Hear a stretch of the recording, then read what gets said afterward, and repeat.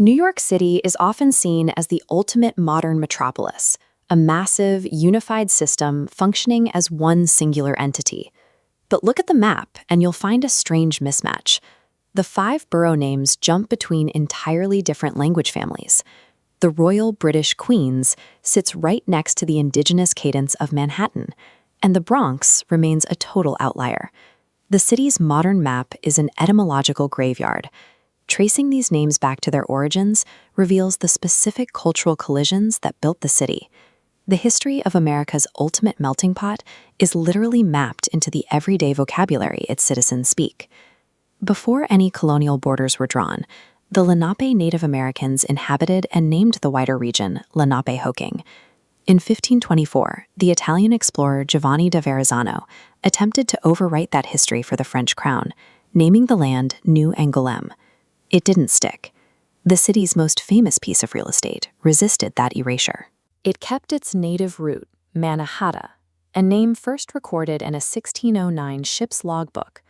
In the Lenape language, Mannahatta translates to Island of Many Hills. Despite centuries of colonial dominance, the geographic core of the city remains anchored to its indigenous founders. In 1624, the Dutch West India Company arrived. Fleeing economic instability at home, they established the settlement of New Amsterdam.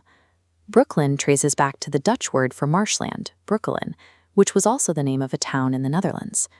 The name of Staten Island derives directly from the official title of the Dutch Parliament, the Staten General.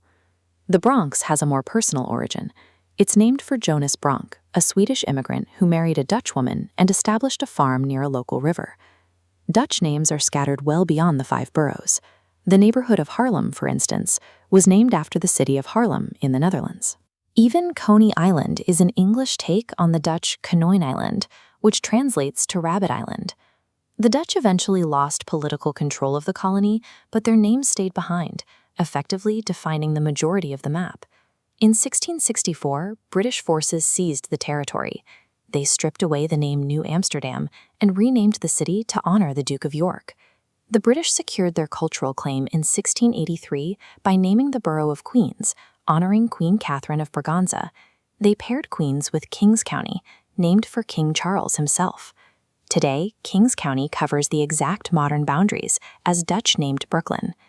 The British completed the colonial naming puzzle, placing English royalty side by side with Dutch marshlands and Native American hills. This completed map is a coexistence of Lenape, Dutch, and English words, all operating as one city. There is one final layer of identity, the Big Apple. Horse racing journalists in New Orleans coined the nickname in 1920.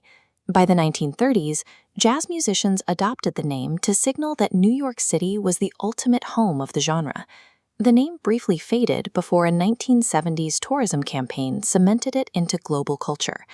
New York City's identity as a melting pot is a physical, multicultural collision encoded into the foundation of the city, a history recited by millions of people every single day.